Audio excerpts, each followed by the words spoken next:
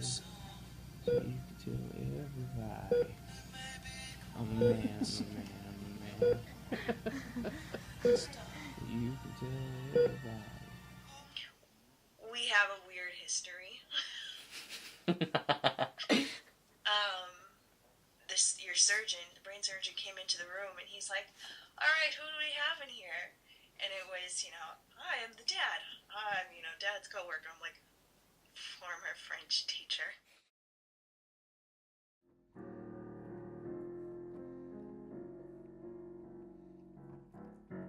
There's pictures of me when I was a kid eating hot dogs in the bathtub. When I got sick with chicken pox, I just stayed in the bathtub with hot dog and mustard, and I was dipping it and eating it, and my family would come in and have conversations outside the bathtub. It's funny to think about because I remember a lot of that now. I have underneath my bone is all messed up because of where they went in the back of my skull. And that spot is like when you make a pumpkin, a jack-o'-lantern, and you cut the top off the pumpkin at an angle.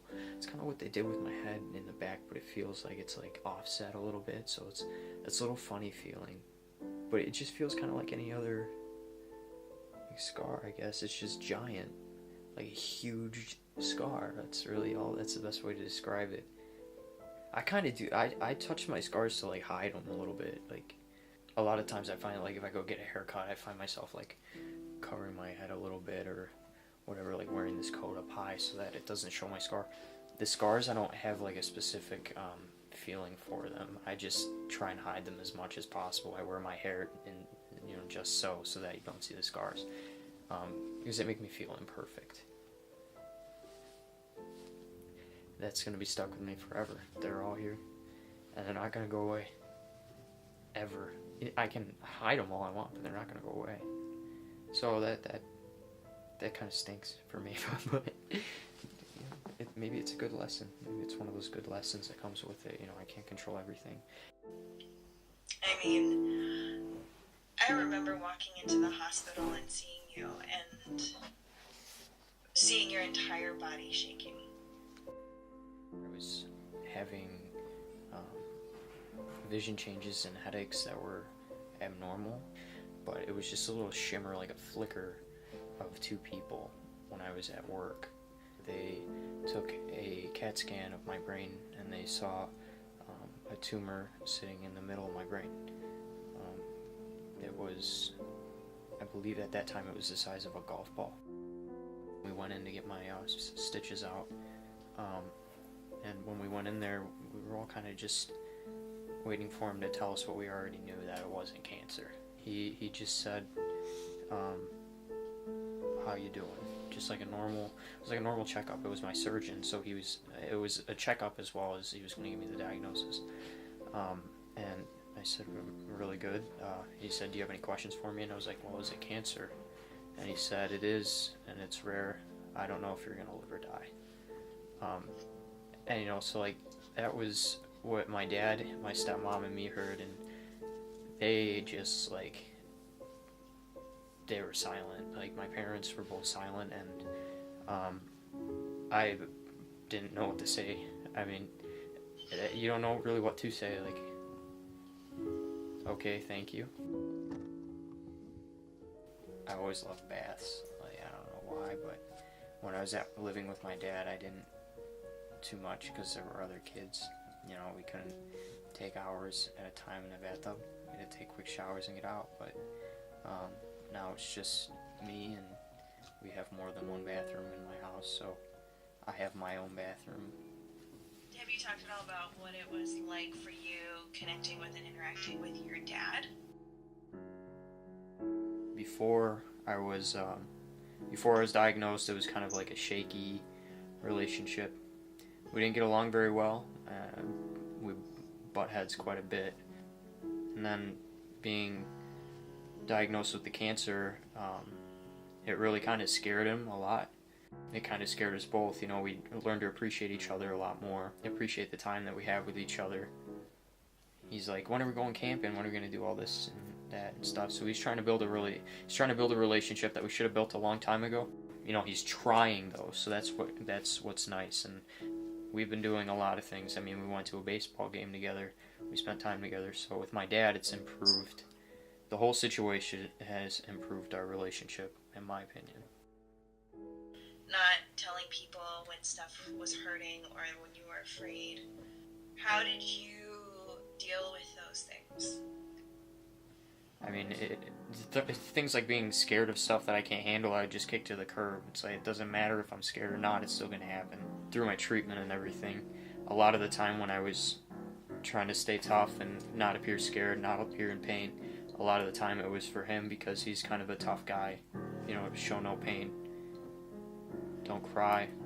Things like that. Those are those ideas and things like that I learned from him. So I did a lot of that to keep strong, so that he would see that that I was staying strong. That I wanted him to think that there was nothing wrong with me. But emotions, I just kept them in. I don't like cry. I don't do it. It was tough at that time because it was like an overload of emotions. It's not like high school drama. It was like my life was at stake. Am I gonna die? Like that was in my head throughout the whole process. Like, oh no, I've never been sick before, and now I have a tumor in my head. Like, am I gonna die? So that was a little bit different than dealing with like my exam next week. It's a little different type of emotion, but I still had to deal with it in some way. And the social workers really helped a lot with that too. Just talking to someone about it that isn't going to be like, it's not going to charge them. If I were to talk to my dad about how I don't see my future ahead of me, he might get a little worried. My social worker has heard that 1,000 times, so she understands that it's like a normal feeling. Yeah. I think I just burst into tears. I mean, your dad cried with me while you were in a surgery. And it was like, all of my heart felt like it was just being like squeezed, because there was a mix of fear and pain and knowing that there was nothing that we could do. There's nothing that I could do. All that I wanted to do was be there as much as I could. And, I mean, to this day, I still have one of my visitor passes stuck to, the steering wheel part of my car. So, like, when I get in the car, every day I see it. When you couldn't get your eyes to move at all. Your eyes were completely stuck. And the way I could tell that you were trying to hold in how much pain you were really in, but everybody knew. Everybody could tell because of the way that you were sweating and the way that you were shaking and holding yourself. It was just like the pain and the fear. You were doing your thing of pretty much threatening every single person that walked into the room. Why? Because you were scared. Threatening them for what? Like, I'm gonna kill you. I better wake up. Oh. Don't stick me with a needle. Don't do this, don't do that. Because you were scared, and I remember right as I was stepping out, because I was like, yeah, you should give him time with his dad. You pulled your dad in really close, and you said, Dad, I'm scared. And he said, me too, buddy. Me too.